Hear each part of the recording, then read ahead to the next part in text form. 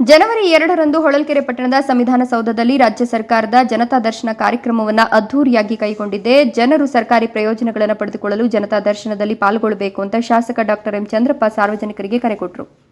ಹೊಳಲ್ಕೆರೆ ಪಟ್ಟಣದ ಪ್ರವಾಸಿ ಮಂದಿರದಲ್ಲಿ ಅಧಿಕಾರಿಗಳ ಜೊತೆ ಜನತಾ ದರ್ಶನ ಕುರಿತು ಪೂರ್ವ ಸಿದ್ಧತಾ ಸಭೆಯಲ್ಲಿ ಅಧ್ಯಕ್ಷತೆ ವಹಿಸಿ ಬಳಿಕ ಪತ್ರಕರ್ತರ ಜೊತೆ ಮಾತನಾಡಿ, ರಾಜ್ಯ ಸರ್ಕಾರ ಪ್ರತಿಯೊಂದು ತಾಲೂಕಿನಲ್ಲಿ ಜನತಾ ದರ್ಶನ ಕಾರ್ಯಕ್ರಮ ಕೈಗೊಳ್ಳುವ ಮೂಲಕ ಜನರಿಗೆ ಸರ್ಕಾರಿ ಸೌಲಭ್ಯಗಳನ್ನು ತಲುಪಿಸೋದರ ಜೊತೆಗೆ ಜನರಲ್ಲಿ ಸಮಸ್ಯೆಗಳಿಗೆ ಪರಿಹಾರ ನೀಡಲು ಕಾರ್ಯಕ್ರಮ ರೂಪಿಸಿದೆ.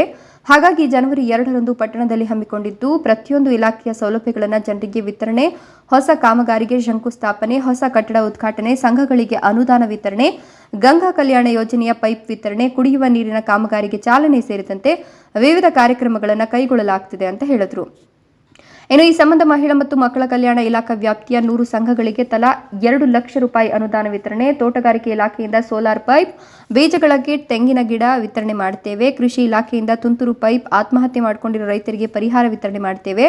ಪಿಡಬ್ಲ್ಯೂಡಿ ಇಲಾಖೆಯಿಂದ ತಲಾ 6.6 ಕೋಟಿ ಅನುದಾನದ 2 ಹಾಸ್ಟೆಲ್ ನಿರ್ಮಾಣಕ್ಕೆ ಶಂಕುಸ್ಥಾಪನೆ, 21 ಕೋಟಿ ಅನುದಾನದಲ್ಲಿ ಪಟ್ಟಣಕ್ಕೆ ನೀರು ಪೂರೈಕೆಗೆ ಬೇಕಾದ 5 ಲಕ್ಷ ನೀರು ಸಂಗ್ರಹದ 2 ಹಾಗೂ 10 ಲಕ್ಷ ಲೀಟರ್ ನೀರು ಸಂಗ್ರಹದ 1 ಟ್ಯಾಂಕ್ ನಿರ್ಮಾಣಕ್ಕೆ ಶಂಕುಸ್ಥಾಪನೆ, ಕಂದಾಯ ಇಲಾಖೆಯ 1470 ಜನರಿಗೆ ಪೌತಿ ಖಾತೆ ಬದಲಾವಣೆ ಪತ್ರ, ವಿವಿಧ ಪಿಂಚಣಿ ಸೌಲಭ್ಯಗಳ ಆದೇಶ ಪತ್ರ, 94C16 ಯೋಜನೆ ಹಕ್ಕುಪತ್ರ ವಿತರಣೆ ಸೇರಿದಂತೆ ಹಲವಾರು ಯೋಜನೆಗಳ ಸೌಲಭ್ಯಗಳನ್ನು ಜನತಾ ದರ್ಶನದಲ್ಲಿ ವಿತರಣೆ ಮಾಡುತ್ತೇವೆ ಅಂತ ಹೇಳಿದರು.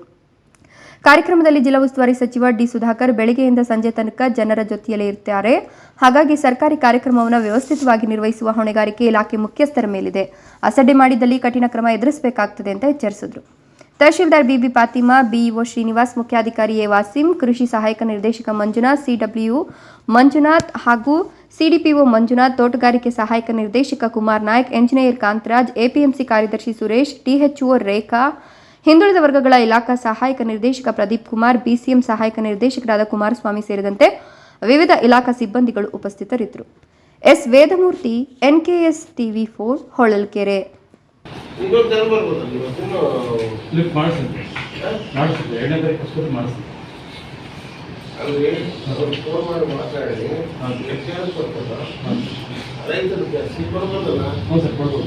ಅದು